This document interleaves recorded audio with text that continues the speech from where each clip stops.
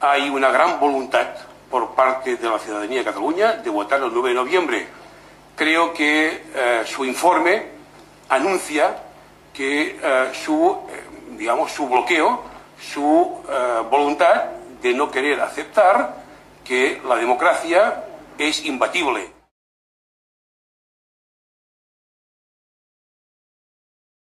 ¿Cómo demostraremos a la comunidad internacional que estamos sometidos colonialmente o ocupados por una fuerza militar extranjera? Segunda cita.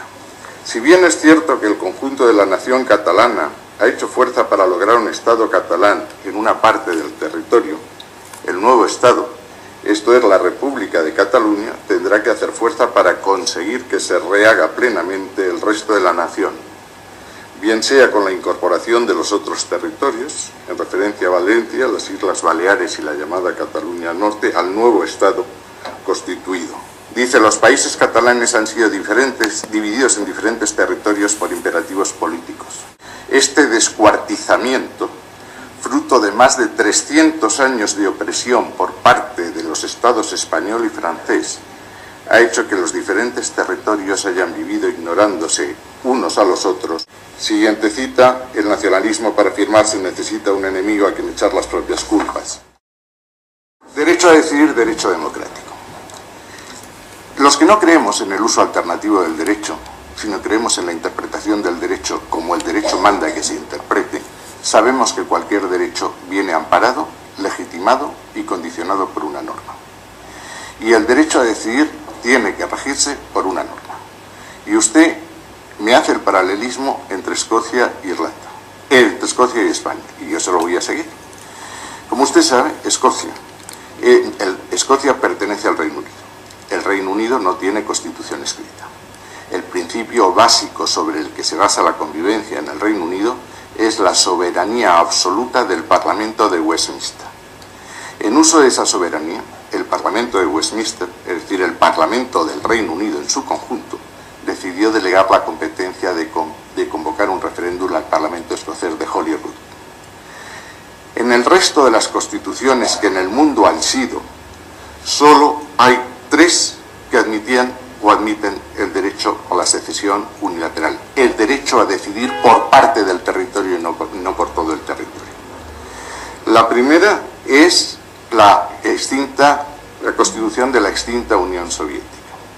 La Declaración de los Pueblos de Lenin, está usted más familiarizado con Lenin, era tan complejo en su ejercicio que las repúblicas bálticas no pudieron hacer uso del ejercicio del derecho a decidir consagrado por la Constitución.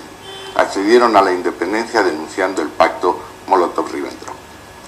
La segunda era la Constitución de ex-Yugoslavia, que reconocía el derecho a decidir a las repúblicas federadas, 6, pero no a las provincias, Kosovo y Voivodina.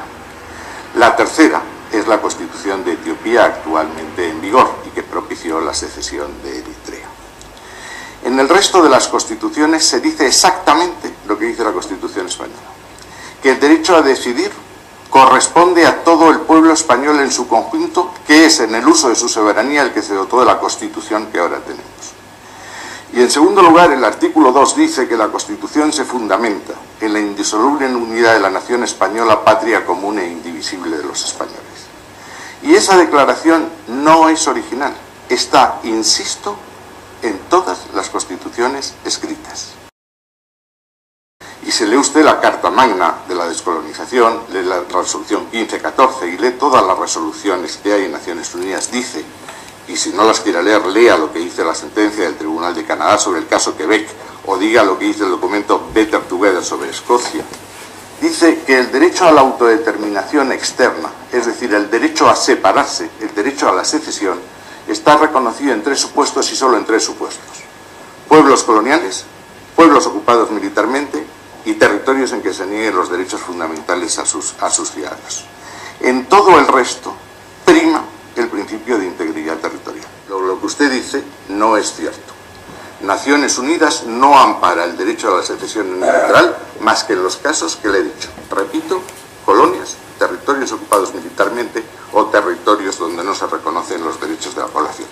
El resto, sentencia de Quebec o el Better Together escocés, dice que se espera que los pueblos que no tienen esos problemas, que no están sujetos a esos condicionantes, ejercitan su autodeterminación interna, es decir, decidir su destino dentro de la Constitución y las leyes. Y eso lo llevan haciendo los catalanes desde las primeras elecciones democráticas. Se autodeterminan periódicamente en elecciones nacionales, en elecciones autonómicas, en elecciones locales, en elecciones europeas. Por tanto, el derecho a decidir no es un derecho absoluto, es un derecho regulado por la Constitución. Por tanto, no hay aquí una violación del principio democrático, sino una exigencia misma del derecho democrático. Mire, la civilización empieza a producirse cuando se enfrentan Grecia y la Asia tiránica, y que se oponían, decían los griegos, leyes y no reyes, es decir, sujeción a la norma frente a lo que era poder despótico, poder arbitrario, poder discrecional, poder no sometido a norma, que eso es la discrecionalidad. Y quedarse fuera quiere decir que quedan fuera de Naciones Unidas y quedan fuera de todas las instituciones de Bretton Woods, Fondo Monetario, Banco Mundial, etc. Y eso quiere decir que si yo tuviese una deuda de 50.000 millones y me dijesen que no puedo acudir al Fondo Monetario Internacional, como ya me han dicho, como le voy a explicar ahora, que no puede usted acudir al Banco Central, me lo haría mirar. Y ahí el artículo 4.2 del Tratado de la Unión Europea dice que el tema de la integridad territorial es algo que corresponde a la legislación interna de los Estados miembros. Por tanto, la Constitución española es Constitución española y es derecho europeo por revisión. En contra de lo que se ha dicho en La Vanguardia el domingo, no es verdad que una Cataluña independiente permitiese a los catalanes mantener la ciudadanía europea porque se trata de derechos adquiridos. No es verdad. El artículo 9 de la Unión Europea y el artículo 20 del Tratado de Funcionamiento Europeo dicen lo contrario. La ciudadanía europea no es un ente abstracto, no es un ente volátil, es algo que se añade a la nacionalidad de los Estados miembros, que son los dueños del tratado. Y no, señor Tardá, no le voy a permitir que diga que nosotros estamos agrediendo a los catalanes. Hay muchos catalanes que piensan lo que nosotros pensamos, y lo que estamos haciendo es defender a los catalanes. Si hubiese una secesión, que este gobierno no admite ni como hipótesis, es obvio que España sufriría, porque a mí se me priva del derecho a decidir si quiero que Cataluña siga siendo España, como lo ha sido desde hace muchísimo tiempo. Ustedes sí que me privan a mí de un derecho. ¿Estarían ustedes dispuestos a reconocer el derecho de Tarragona a extinguirse de una hipotética república catalana y quedarse en España? ¿O no? Luego, ¿quién es el sujeto del derecho a decidir? Es que usted, en su infalibilidad, ha decidido quién es el sujeto del derecho a decidir. Y entonces vamos a ver si explicamos las cosas como son. Una Cataluña independiente solo podría serlo en virtud de una declaración unilateral de independencia.